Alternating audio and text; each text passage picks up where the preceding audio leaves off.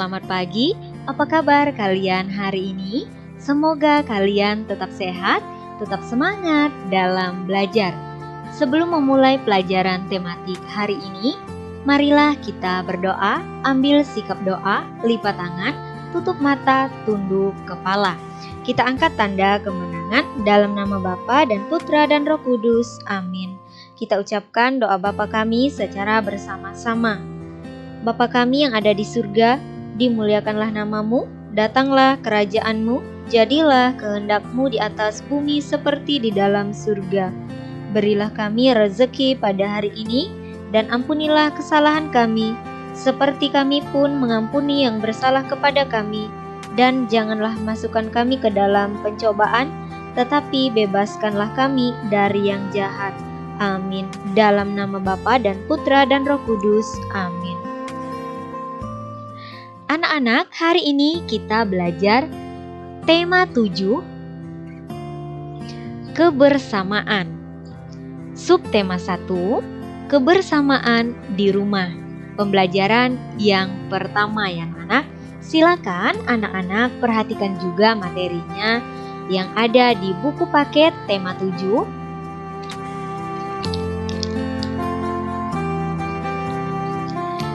Silakan dibuka buku paket tema 7 halaman 1.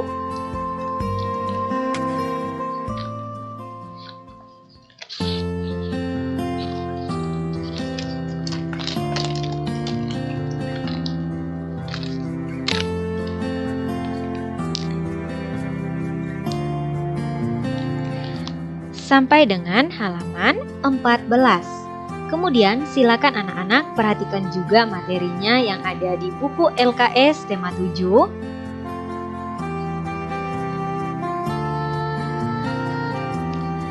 Silakan dibuka buku LKS tema 7 halaman 3.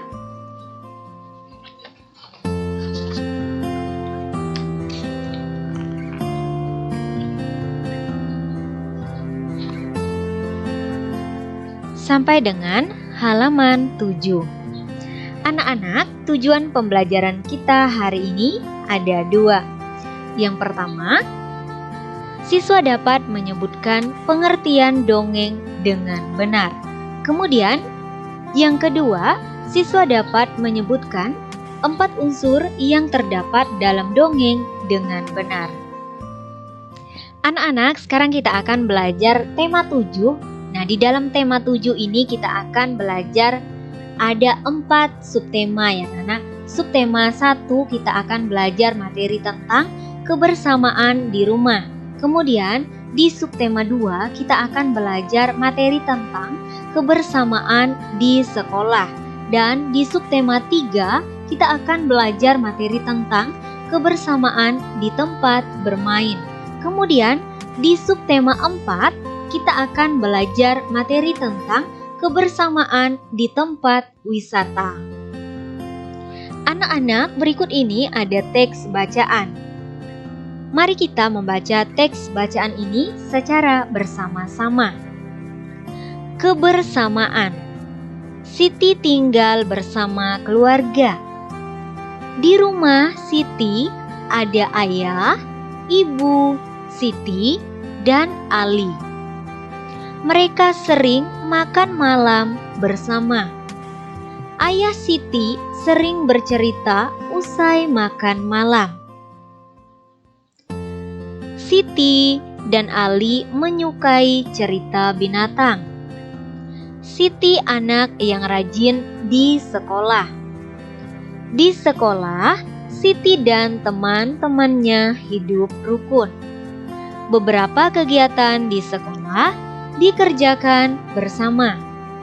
Siti sering bermain dengan teman. Mereka saling menghormati.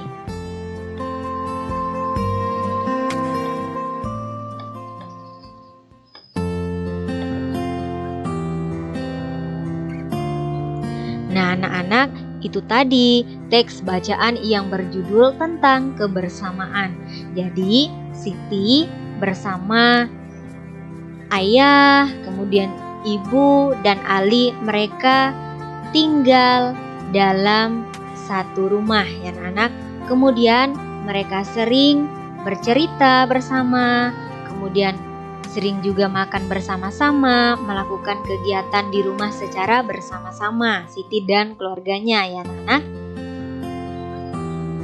Nah, anak-anak, berikut ini ada teks bacaan lagi yang berjudul Kebersamaan di Rumah.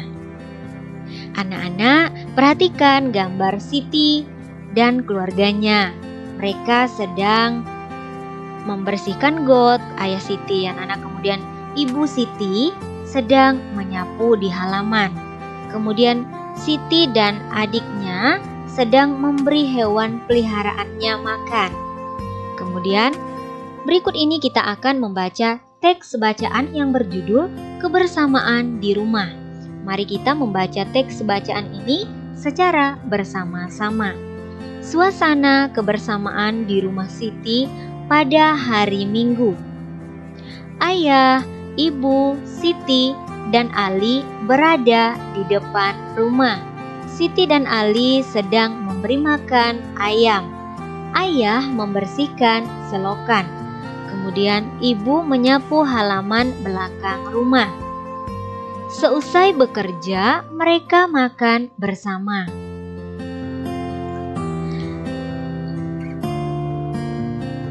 Anak-anak, berikut ini teks bacaan yang berjudul Kebersamaan di Rumah. Nah, di sini ayah Siti pandai mendongeng. Siti sangat suka dengan dongeng. Hampir setiap minggu ayah Siti mendongeng. Seusai mendongeng, ayah Siti menceritakan isi dongeng. Banyak sekali contoh yang baik dalam dongeng. Nah, anak-anak, berikut ini anak-anak perhatikan Siti, kemudian Ali adiknya Siti dan ayah Siti. Mereka sedang duduk bersama-sama.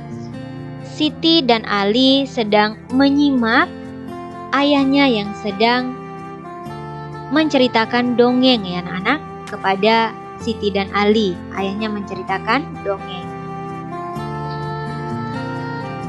Anak-anak, berikut ini ada dongeng yang berjudul Ular dan Tikus ya anak-anak. Nah, di sebuah gurun pasir hiduplah ular dan tikus pasir. Sebenarnya sang ular sangat ingin memangsa tikus, sedangkan tikus berusaha mencari akal agar ular tidak lagi berniat memangsanya. Saat itu sang ular sangat lapar, padahal ia sedang tidak mempunyai sedikit pun makanan. Sedangkan tikus yang berada tidak jauh dari sang ular sedang asik melahap makanannya. Sang ular merasa tidak senang melihat kelakuan tikus. "Dengarkan ucapanku, wahai tikus yang angkuh. Aku pasti akan mendapatkan tubuhmu yang mungil dan lezat itu," kata si ular ya anak. "Hei ular, berusaha dan bekerjalah. Jangan hanya berani mengancam.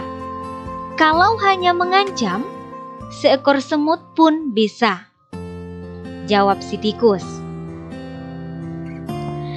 Sang ular sangat marah mendengar ejekan tikus.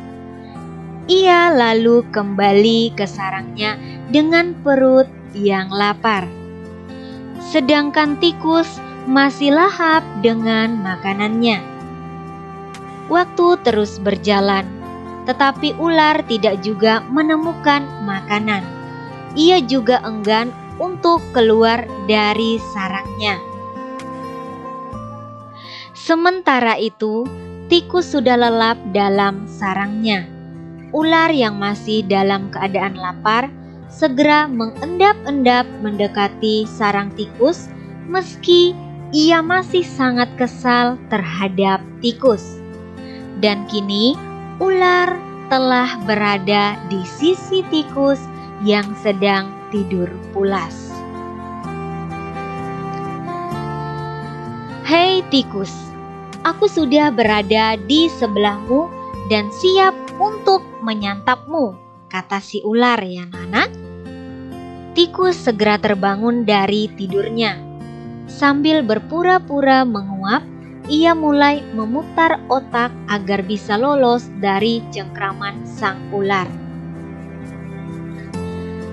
Kemudian tikus berkata, "Tunggu dulu ular sahabatku. Kalau kau ingin memakanku, kau harus berpikir dulu. Kita hanya berdua di sini, tidak ada hewan lain. Jika kau memakanku, maka kau akan sendiri. Kau tidak akan mempunyai teman yang dapat kau ajak mencari makan."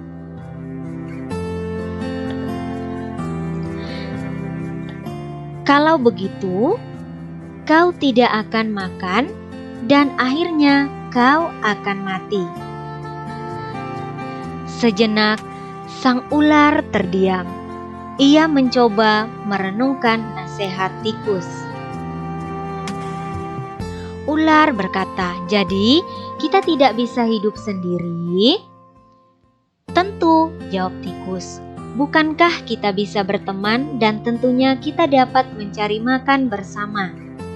Bukankah itu lebih menyenangkan daripada nantinya setelah kau memakanku, kau hanya akan hidup sendiri?" Ular mengangguk tanda mengerti. Dan ular pun berkata, "Baiklah kalau begitu. Maafkan aku." Tikus pun memaafkan ular. Mereka tersenyum bahagia, kemudian beranjak mencari makanan bersama-sama. Nah, anak-anak, itu tadi cerita ular dan tikus pasir. Cerita ini ditulis oleh Nurgaini Solihati 2007. Anak-anak, di dalam dongeng tadi, nah, apakah kalian tahu apa yang dimaksud dengan dongeng? Nah, tadi telah diceritakan dongeng tikus, pasir, dan ular ya anak. Nah, yang dimaksudkan dengan dongeng adalah cerita yang belum diketahui kebenarannya. Seperti tadi cerita tikus dan ular, nah belum diketahui kebenarannya ya anak. Itu merupakan contoh dongeng ya anak. Nah, contoh dongeng adalah fabel. Yang dimaksud dengan fabel yaitu cerita yang tokohnya hewan atau binatang. Dongeng fabel ada ciri-cirinya. Kemudian silakan anak-anak menyimak penjelasan berikut ini. Ciri-ciri fabel yang pertama, menggunakan hewan sebagai tokoh cerita. Kemudian yang kedua, tokoh hewan memiliki karakter dan sifat seperti manusia. Kemudian, ciri-ciri yang ketiga, memiliki alur cerita. Dan yang keempat, memiliki pesan-pesan kebaikan atau pesan moral di dalam ceritanya. Anak-anak, dalam dongeng ada beberapa unsur. Yang pertama, ada tokoh. Yang dimaksudkan dengan tokoh adalah yang berperan dalam cerita. Seperti tadi di dalam dongeng tikus dan ular. Nah, tokohnya adalah tikus dan ular. Kemudian, latar. Yang dimaksudkan dengan latar adalah tempat terjadinya dongeng. Seperti tadi, tempat terjadinya dongeng tersebut di padang pasir ya anak. Kemudian watak, yang dimaksudkan dengan watak adalah sifat dari masing-masing tokoh dalam dongeng. Kemudian yang keempat adalah amanat. Yang dimaksudkan dengan amanat adalah pesan dalam sebuah cerita atau dongeng. Anak-anak, siapakah yang diceritakan dalam dongeng tersebut? Nah, yang diceritakan dalam dongeng yang telah kita baca tadi adalah tikus dan ular. Kemudian, bagaimana kecerdikan tikus? Nah, anak-anak, tikus mengatakan kepada ular bahwa jika ular memakannya, maka ular akan hidup sendiri dan tidak ada yang diajak mencari makan. Kemudian, mengapa ular dan tikus dapat hidup bersama? Karena mereka saling meminta maaf dan memaafkan dan tidak saling memakan. Anak-anak, ibu menghidangkan 3 buah kue donat. Setiap kue dipotong menjadi 2 potongan sama besar. Siti, Ali, dan Ayah mengambil masing-masing 1 potong. Siti sangat senang bersama keluarga di rumah. Anak-anak, berkaitan dengan kue yang dihidangkan oleh Ibu Siti, sekarang kita akan belajar materi tentang mengenal pecahan ya anak-anak. Nah, anak-anak perhatikan gambar kue donat berikut ini. Gambar ini kue donatnya utuh ya anak-anak. Kemudian kita bagikan menjadi setengah, masing-masing setengah. Jadi ini juga setengah, kemudian di sebelah sininya juga setengah. Dibagi menjadi 2 bagian yang sama ya anak-anak. Nah, ini bisa dibaca 1/2, kemudian ini juga 1/2. Nah anak-anak, berikut ini anak-anak perhatikan gambar kue donat yang utuh. Kemudian di gambar samping kanan, ini kue donatnya tidak dibagi menjadi 2 bagian yang sama ya anak-anak. Jadi bukan setengah yang ini. Nah anak-anak, di gambar yang ketiga ini silakan anak-anak perhatikan. 1 kue donat kemudian dibagi menjadi 2 bagian donat sama besar. Jadi dibagi atau dipotong menjadi 2 bagian sama besar ya anak-anak, seperti ini.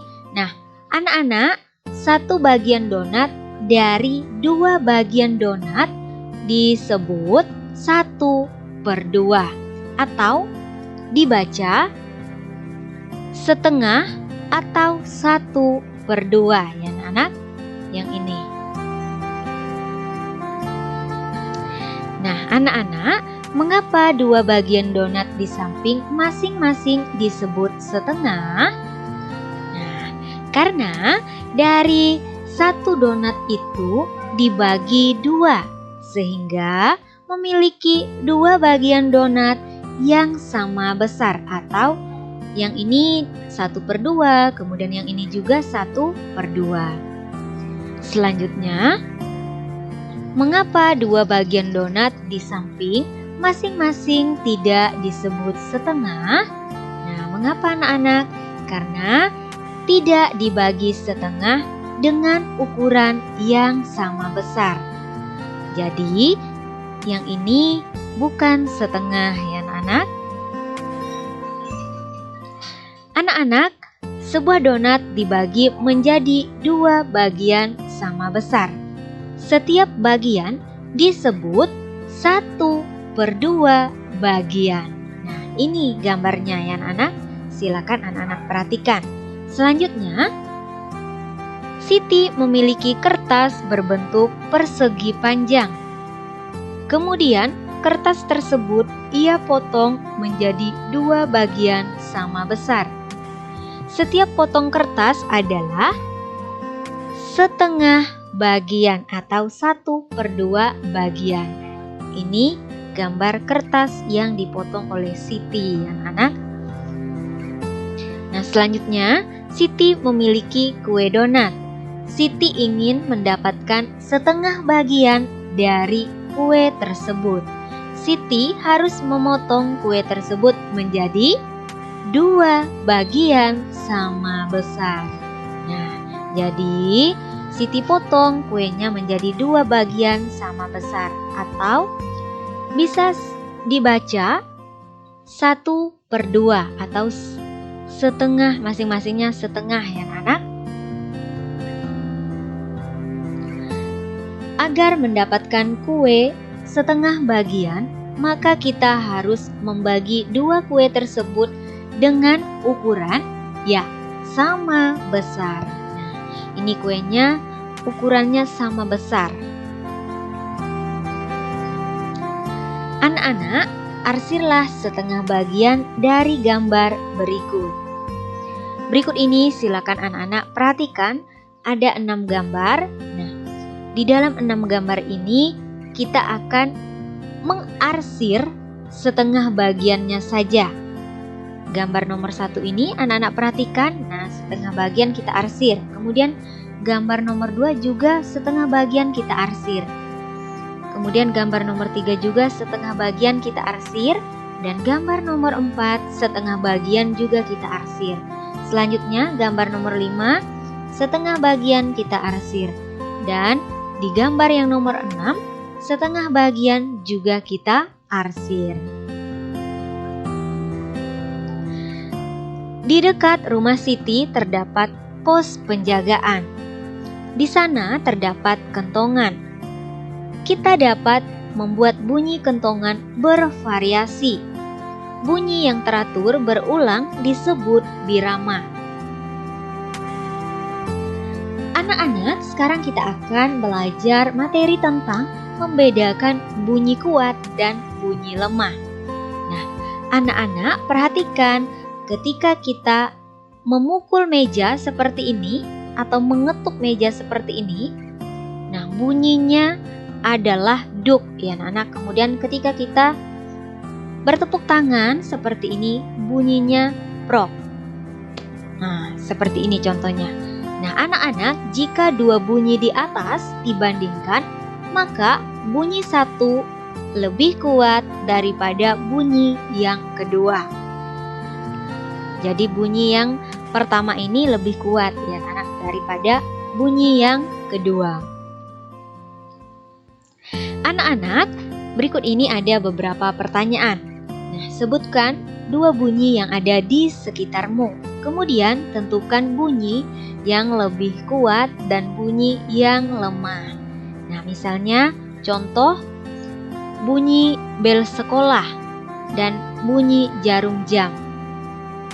Bunyi yang lebih kuat adalah bunyi bel sekolah ya anak-anak. Kemudian bunyi yang lebih lemah adalah bunyi jarum jam.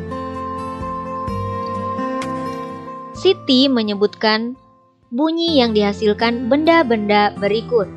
Nah, anak-anak perhatikan ada 3 gambar di sini yang menghasilkan bunyi. Bunyi yang paling kuat adalah nomor 3. Ini kentongan ya anak-anak. Kemudian bunyi yang paling lemah adalah nomor 2. Anak-anak, coba kalian menyanyikan lagu Cicak dengan iringan bunyi kuat dan bunyi lemah. Kemudian bunyi kuat di bagian depan. Nah, anak-anak, beberapa irama dapat digabungkan. Misalnya, irama dari kentongan dan tongkat kayu yang dipukul. Nah, ini contoh bunyinya. Ini kentongan, kemudian ini tongkat kayu, kemudian ini bunyi meja yang dipukul. Kemudian ini bunyi tepuk tangan ya anak-anak. Anak-anak, berikut ini ada lirik lagu Cicak. Lagu Cicak diciptakan oleh Bapak A.T. Mahmud. Birama lagu Cicak adalah 2/4. Nah, sekarang Ibu Guru akan mencontohkan cara menyanyikan lagu Cicak. Cicak, cicak di dinding, diam-diam merayap, datang seekor nyamuk, hap, lalu ditangkap. Kita ulangi satu kali lagi. Cicak, cicak di dinding, diam-diam merayap, datang seekor nyamuk, hap, lalu ditangkap. Nah, seperti itu contoh cara menyanyikan lagu Cicak di dinding. Anak-anak, kesimpulan pembelajaran kita hari ini ada 2. khusus kesimpulan pembelajaran, silakan anak-anak tulis di buku catatan tematik. Kesimpulan pembelajaran yang pertama, pengertian dongeng adalah cerita yang belum diketahui kebenarannya.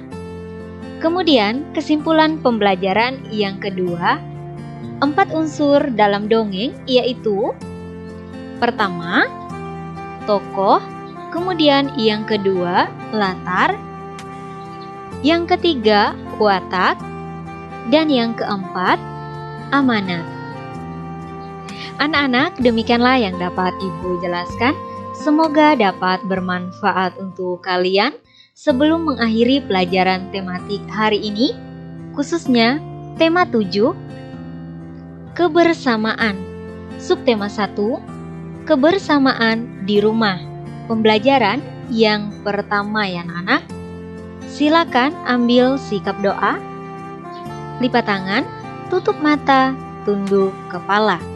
Kita angkat tanda kemenangan dalam nama Bapa dan Putra dan Roh Kudus. Amin.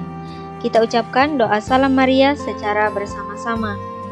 Salam Maria, penuh rahmat, Tuhan sertamu, terpujilah engkau di antara wanita, dan terpujilah buah tubuhmu Yesus. Santa Maria, Bunda Allah, doakanlah kami yang berdosa ini, sekarang dan waktu kami mati.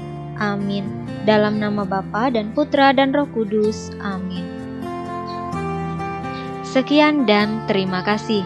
Sampai jumpa di video pembelajaran berikutnya. Tuhan Yesus memberkati kita semua. Tetap jaga kesehatan masing-masing ya anak-anak.